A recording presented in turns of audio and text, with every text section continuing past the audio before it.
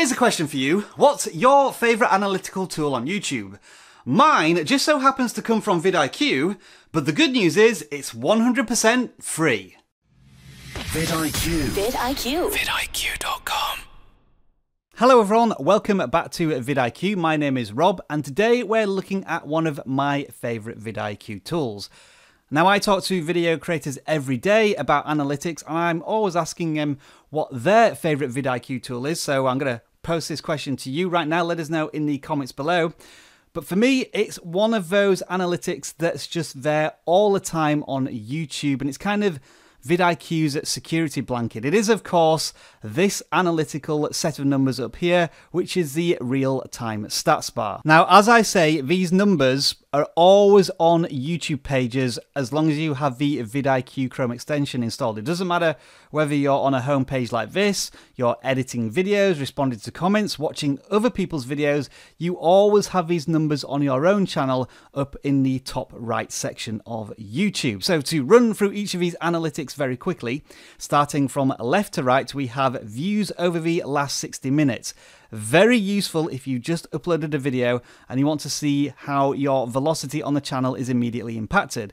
And the same goes for views over the last 48 hours. You want to know how well videos are performing in those first crucial moments of a video's life, and that will tell you there. We go into more weekly stats here with views over the last 7 days, so you might be able to pick up routines as to when your videos perform better, whether it's at the weekend or during the week, possibly giving you more information on when is the best time to post your videos.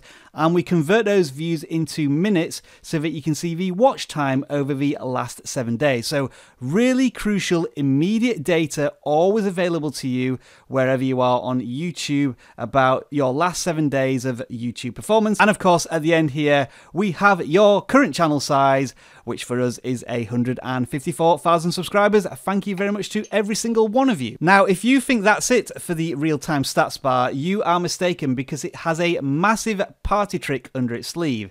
If I mouse over any of these metrics, it gives me graphical breakdowns for each of the metrics. For example, over the last 60 minutes, I can see that the peak view count was 10, which was probably around about 10 minutes ago. If I go down to the views over the last 48 hours, you can see how view counts may be fairly static. They fluctuate over different periods of the day, but once you upload a video, you can really see how the velocity changes. So I have judged here that the best time to post on vidIQ is Monday morning around about 8 AM, and you can see there how the view count went up and then started to taper off as the velocity of that new video slowed down, but it's still doing better than average for the last couple of days. Views over the last 7 days, again, you can see where there are peaks and troughs. For example, we do live streams on a Tuesday, and it's certainly shown us that every time on a Tuesday when we do live streams, the view count not only peaks, but also the watch time. So does that mean we need to do more channel review live streams? Let us know in the comments below.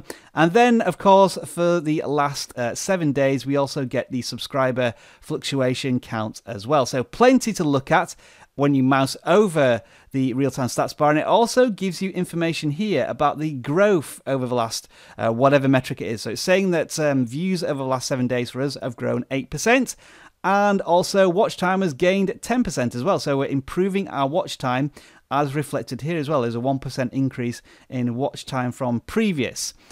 Now, if you don't want all of these statistics to show on your real-time stats bar, let's say you're only interested in view count over the last 60 minutes and your subscribers, you can untick these metrics here. So as you can see, when I move my mouse away from the graphs, it just shows me these two metrics at the top of the YouTube page. Really useful if you think it gets a little cluttered, but you can of course mouse over this graph again to show these analytics if you need to. Now, I haven't come across a YouTuber who really doesn't dig these analytics. To be able to have them at hand all of the time on YouTube is essential. But guess what? We've gone even further. We know that small YouTube creators are heading towards a monetization goal of 1,000 subscribers and 4,000 hours of watch time. So what we've done exclusively for smaller YouTubers is add a new metric which looks like this. So as you can see, you've got the subscriber count here, but what we also add is watch time hours over the last 12 months because your target is 4,000 hours of watch time. So here's what it looks like on your real-time stats bar. It appears as amber when you haven't quite reached that target. If you mouse over the metrics, you'll see this top graph here, which shows hours watched over the last 12 months broken down into each month, but also a progress bar.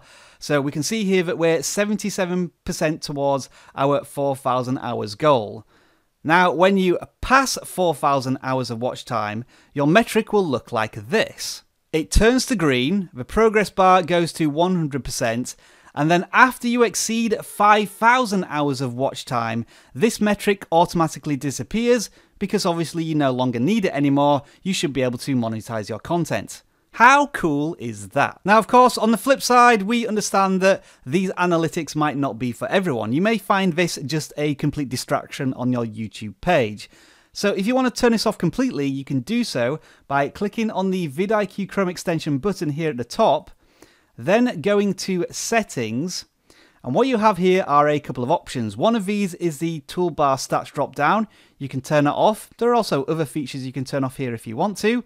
Then if I go back to my browser, refresh a page, and you should see that the stats bar has completely gone in case you don't want it there. So there you are, folks, a deep dive into the real-time stats bar, and I am 100% genuine with my sentiments that this is my absolute favourite tool on YouTube, vidIQ, anything else. I just absolutely love it. But of course, do you love it just as much? We would love your feedback to let us know if you like the current analytics that are there, or you would like them replaced or added to. Let us know in the comments below. If you enjoyed this video, don't forget to give it a thumbs up. As I say, this is a relatively new series on vidIQ, these deep dives into different analytical tools. And if you enjoy these sorts of videos, let us know. And if you want me to cover anything in particular, also let us know in the comments below. I'd love to hear your thoughts and really target what you're interested in. Enjoy the rest of your video making day. Bye for now.